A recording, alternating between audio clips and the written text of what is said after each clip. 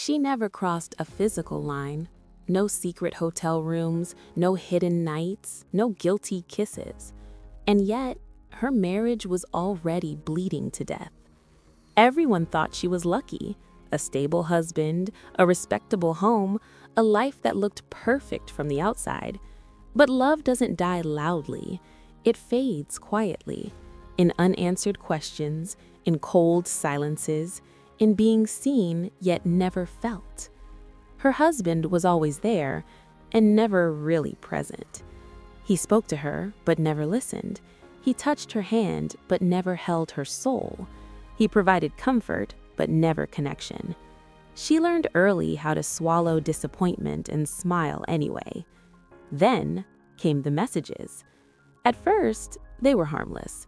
Short replies, casual jokes, a shared complaint about long work days. Nothing romantic, nothing wrong, just easy. He noticed how she wrote, how she thought, how she remembered details others ignored.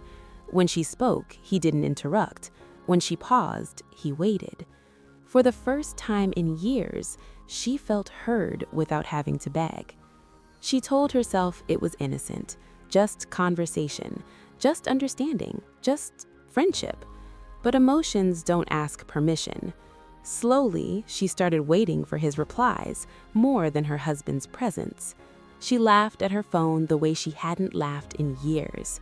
She felt seen, not as a wife, not as a responsibility, but as a woman. At night, lying beside her husband, she stared at the ceiling, thinking about words another man had written. Nothing physical happened, but something sacred was already gone. Her husband sensed the distance, but misunderstood it. He thought love was maintenance-free. He thought providing was enough.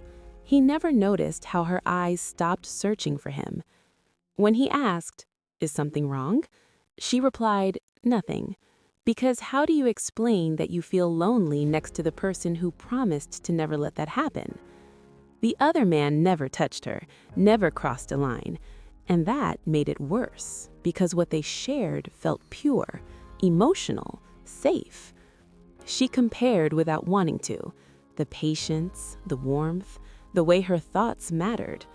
One night, her husband grabbed her phone, not out of suspicion, but boredom. And then he read. There were no explicit words, no sexual messages, no plans to meet. Just emotions, just connection, just love, written carefully between the lines. His chest tightened in a way anger never could.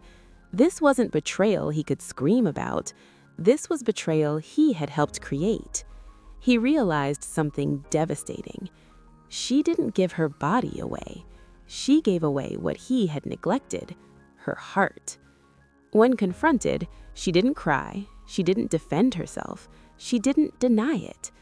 She said quietly, "I never slept with him, but he knows me, and you stopped trying to."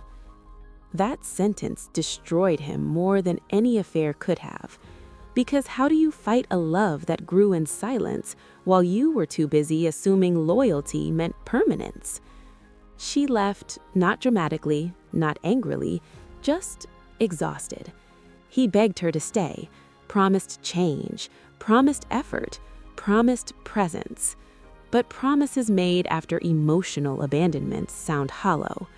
She chose herself, and he was left alone with the cruelest truth of all, that love doesn't end when someone cheats.